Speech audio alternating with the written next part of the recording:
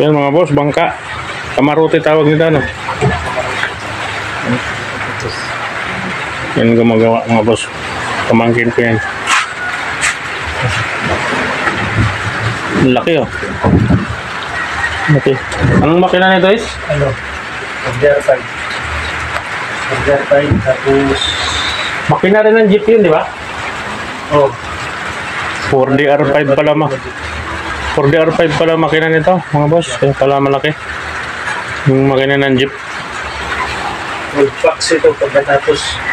12 pack yung ano, Packs yung... karganta. Kargang ito. Ay, pagturistahan pala ito. 12 packs ang karga. Yung... Tao yun. Kaya niyang ilog.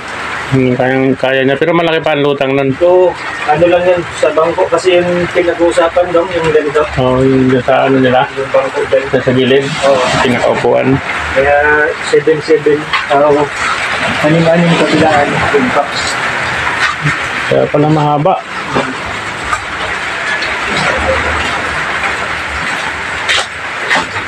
Ito yung unahan, no?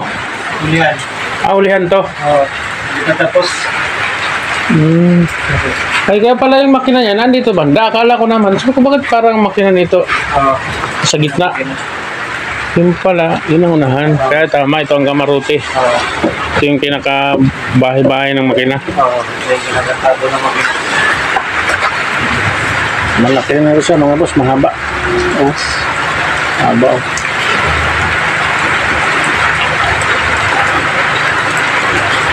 Pag natapos siya, madali na lang pala ibara. Ibaba sa dagat, ilagan dagat no?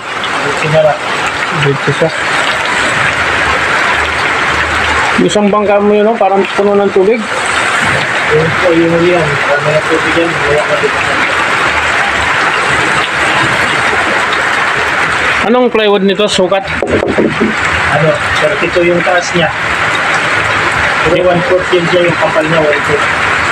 Comfort ito. Yung kapal ng plywood.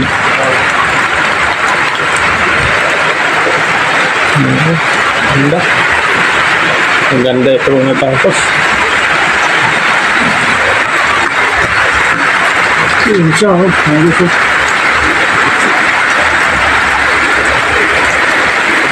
Magaan na magaan lang ito sa 4DR5. Oo. Dito sa side. Yung sa... Dito yung kaha niya. Sa ano to, yung... Ang tama sana ng makina dito ay ano lang, 3 piston, 32. 8 piston. Yun, 4 yan, ano? 4DR5. 4/5, 4 yun. Mabilis to, no? Magaan sa kanya eh. Maganda, oh.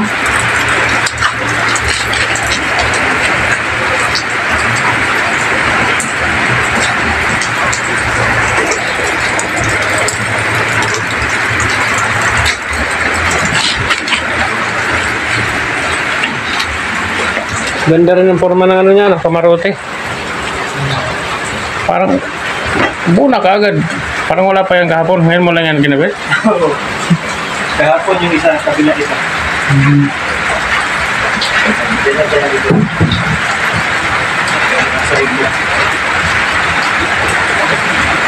Marunong ko na rin gumawa yan, ano? Dati, ano lang, mga paltik-paltik lang kinakabit-kabit. Ngayon, buong bangka na talaga ginagawa mo.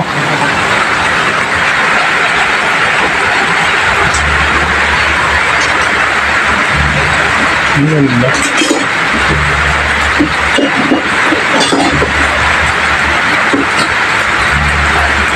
Hindi, tuloy lang gawa mo.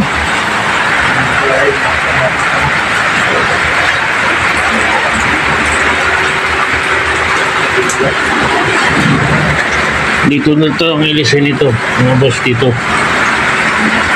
Pulingan ba ito? Tama. Dito po ikaw kagad. Ilisin. Tapos timon. Yung para lumiko siya. Yung pinaka ano niya. Yung mga sasakyan yung ano niya.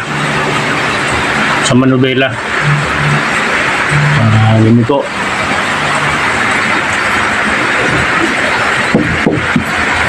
Mas maganda talaga pagpagawa ang bangka kaysa bibili kang second hand. Oo. Alam mo yung mga Tibay pa. Bago pa eh. Itong ganito is, ilang taon to? Mga buhay nitong bangka na ganito. Kung maingat yung magbubawa na nag-send. Maingat talaga yung pagka iningatan siya.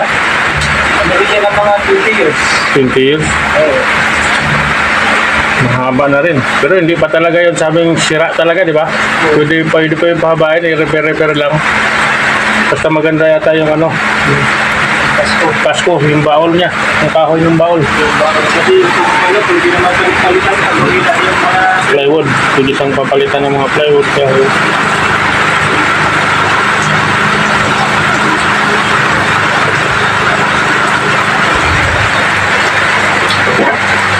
Sa ibang lugar, fiberglass yung ano nila, ano? oo. Hindi na pinapayagan yung ibang ano. Ibang lugar, hindi na pinapayagan yung kahoy. Kahoy, puro fiberglass ha. Dito, ganun. Bakit na dito eh? Parang sinasabatas na nila. Oh. Para ano, hindi maepektuhan yung mga kakahuyan sa kagubatan. Ano, iwas. Smoke yan ba? Matibay din yun, no? Tibay yun. Kasi kahit na ibunggo mo sa bato yun, hindi yun sila. Yun. Pagbatas. Tibay pala yun isa. Saka matibay din sa ano sa tubig, no? Oo. Yung mga pa-scrap na ginagawa, na mabibilis na yun mga gayan, Oo. fiberglass yan. Puro fiber.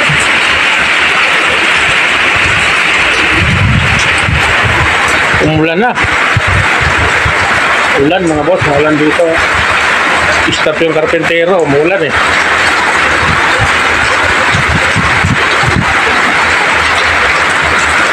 Dapat pala ito yung bubong mo. Ang ganda, no?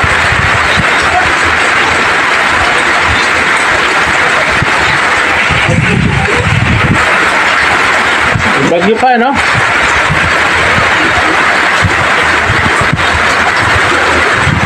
Okay, mga boss. Hanggang dito lang muna. Hanggang sa muli. Bye-bye.